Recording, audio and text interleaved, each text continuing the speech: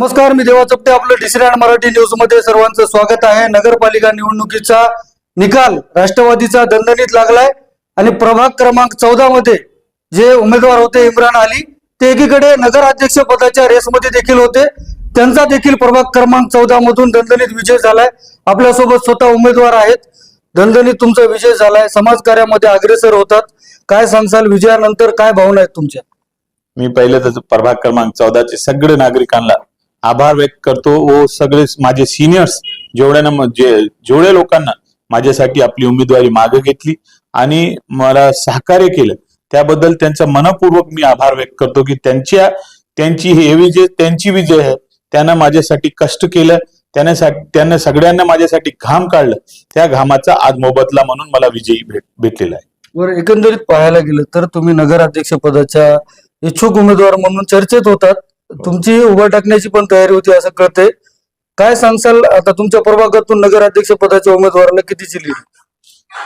आमच्याकडून प्रभागामध्ये मला जेवढे मतं भेटले त्यापेक्षा 100-200 मतं नगराध्यक्षला कमी भेटले. त्याचा मला खंत आहे, परंतु आम्ही जेवढं करू शकलो समजा तेवढे आम्ही प्रयत्न केले आणि नगराध्यक्षला सोबत घेऊन चालण्याचा प्रयत्न केला.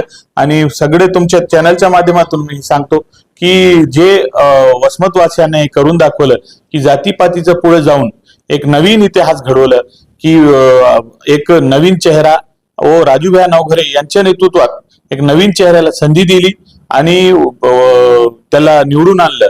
आणि आम्ही नक्कीच वसमतवासियांना सांगतो की तुम्ही जे आमच्या राष्ट्रवादी काँग्रेसला एक हे संधी दिलेली आहे, हे संधीचं सोनं आम्ही राजूभाई नवघरे यांच्या नेतृत्वात करून दाखवू. बरं, एकीकडे पाहायला गेलं तर मुस्लिम मतदान जास्त आहे वसमत शहरामध्ये, त्यांची निर्णायक भूमिका असते.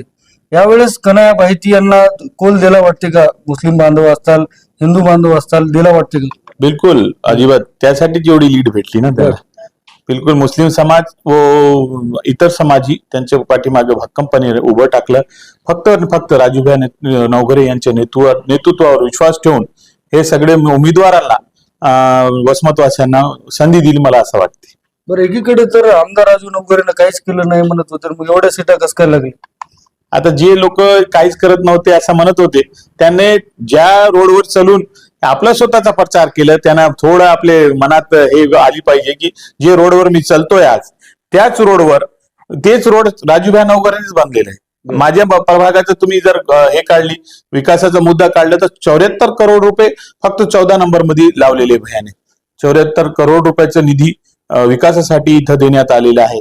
दुसरे जेवढे मोठमोठाले रस्ते असतील, मोठमोठाले आपले शादीखाने असतील, छोटे समाजाला एक सभागृह देण्याचं काम आमदार राजूभाई नवघरेने केलेलं आहे. मी एवढंच मानतो, लोकांच्या म्हणण्यावर काय होणार नाही.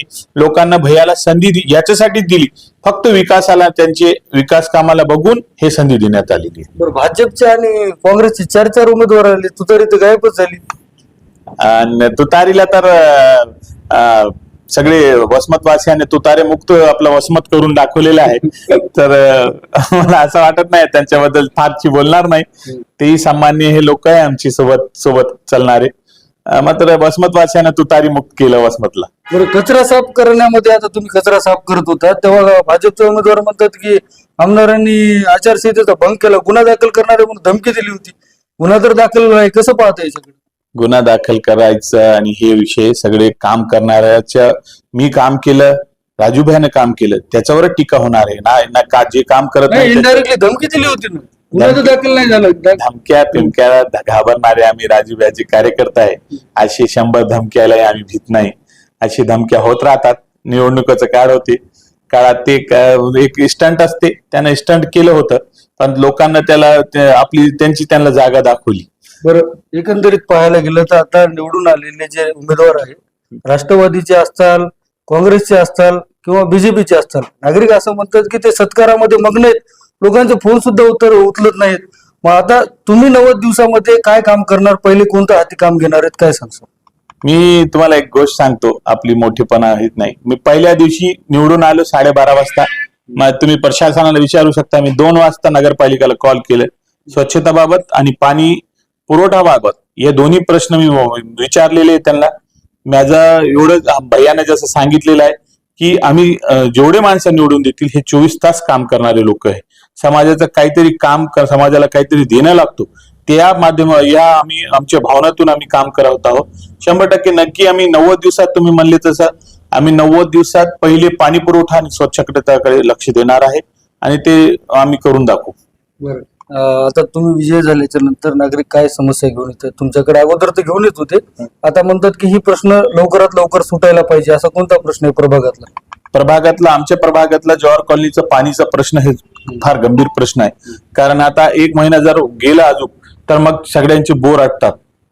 त्यासाठी आम्हाला नळाचं पाणी आवश्यक आहे आणि त्यावर 156 कोटी रुपयाची जी योजना चालू आहे त्या योजनेला कसं फास्ट कम्प्लीट करता येईल आणि पाणी टाक्या उभारता येईल ते करून आम्ही पाणी देण्याचं काम करू. आता राष्ट्रवादीचा जर नगर अध्यक्ष झालेलाच आहे, उपनगर अध्यक्ष म्हणून कोणाला जबाबदारी देणार आहे? तुमचं एक नाव, दोघा तिघाचं असं नाव चर्चेत येते.